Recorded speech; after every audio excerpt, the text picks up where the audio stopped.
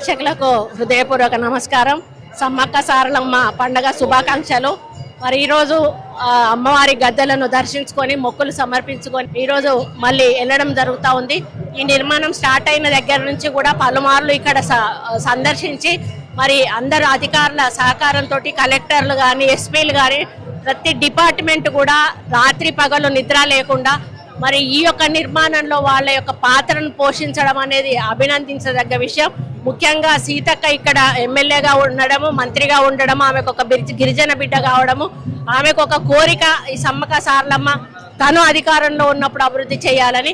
దానిని ఈరోజు మన రేవంత్ రెడ్డి గారు ముఖ్యమంత్రి గారు మరి ఈరోజు తప్పకుండా గిరిజన జాతర చాలా ఘనంగా జరగాలి, కుంభమేళాను మరిపించే విధంగా జరగాలని చెప్పి ఇది 2వ కుంభమేళాగా ఈరోజు ఆయన నిధులు మంజూరు చేసి అభివృద్ధి చేయడం, భక్తులందరికీ కూడా సౌకర్యాలు కలిగించడం, అందరూ కూడా వచ్చి వాళ్ళు చాలా హ్యాపీగా దర్శనాలు చేసుకొని వాళ్ళ మొక్కులు చెల్లించుకొని చాలా క్షేమంగా ఇంటికి వెళ్తూ ఉన్నారు.